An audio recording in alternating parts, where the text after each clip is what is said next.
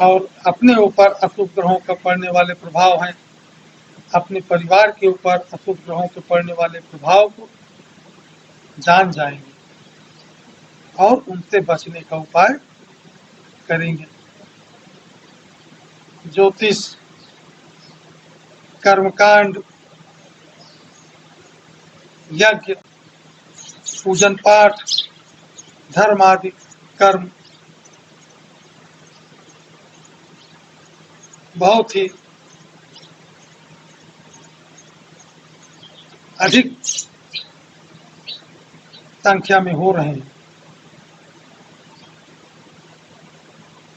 और ये इसी का प्रभाव है कि आज जो कुछ भी हम अपने जीवन में सुख का अनुभव प्राप्त कर रहे हैं, शांति का अनुभव प्राप्त कर रहे हैं और आनंद की अनुभूति कर रहे हैं, ये सब इसी का प्रभाव है। क्योंकि आज हम ज्योतिष के अनुसार जान जाते हैं हमारे ऊपर आने वाला जो 10 दिन का समय है उस पर किसी अशुभ ग्रह का प्रभाव है और उन अशुभ ग्रहों से बचने के लिए हम उस ग्रह से संबंधित मंत्र का जाप करने लगते हैं, उस ग्रह से संबंधित मंत्र का जाप करवाने लगते हैं, उस ग्रह से संबंधित वस्तुओं का दान करने लगते हैं, जिससे जो आने वाला अशुभ प्रभाव है उससे हम बच जाते हैं। ये जितने भी मंत्रों के जाप हैं, ग्रहों की वस्तुओं का दान है, यज्ञ अनुष्ठान है, महामृत्युंजय जाप हो, चाहे नवग्रह की स्तुति हो या नवग्रहों का जाप हो या दुर्गा सप्तशती का पाठ हो, नवचंडी पाठ हो, सतचंडी पाठ हो या सहस्त्र चंडी पाठ हो, इनका एक सकारात्मक प्रभाव मानव जीवन पर पड़ता है। और जब हमारे अंदर सकारात्मकता में वृद्धि आती है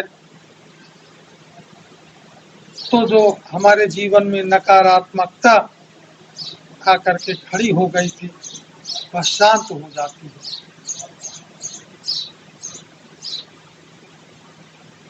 इन यज्ञ, पूजन पाठ, दान आदि का प्रभाव हम इस प्रकार से समझें कि हम एक झील में खड़े हुए हैं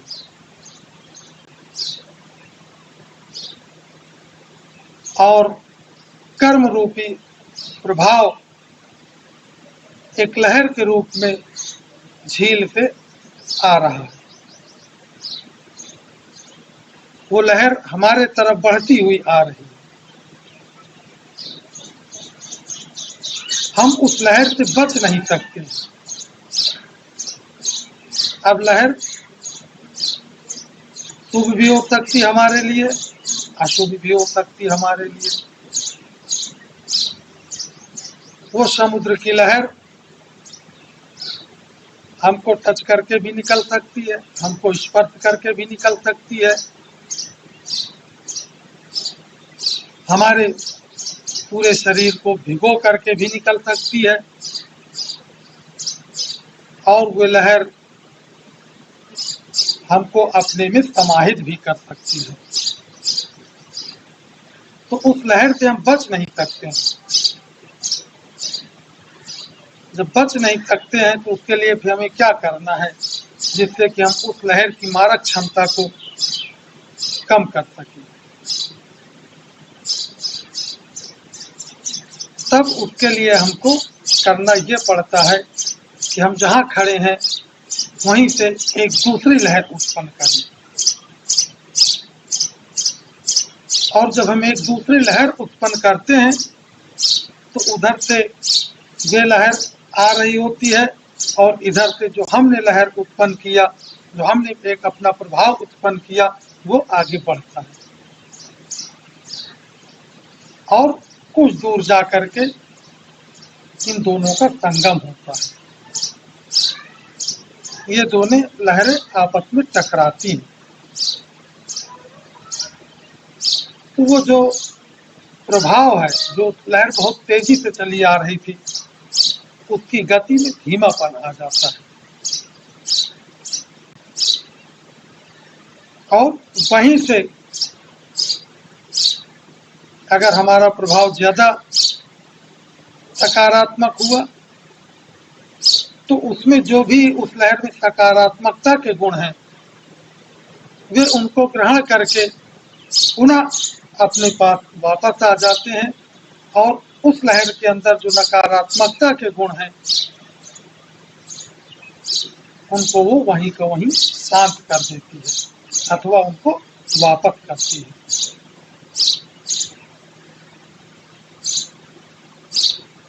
गरुड़ पुराण के अनुसार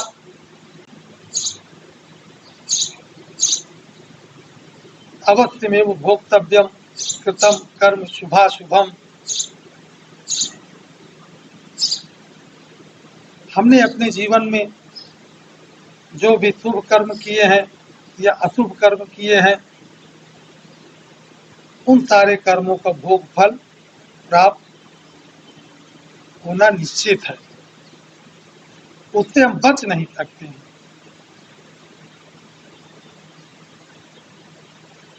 और उससे बचने का एकमात्र उपाय है शरणागत होना, भगवान के शरण में जाना।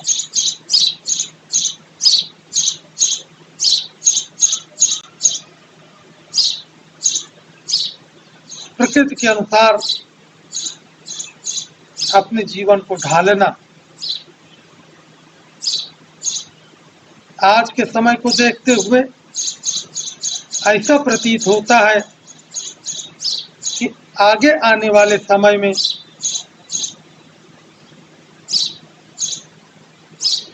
मानव जीवन का जो लाभ का क्षेत्र है, जो उसके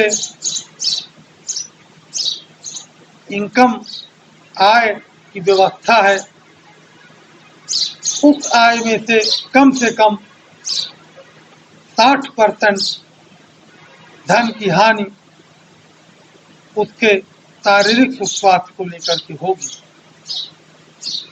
अगर अभी से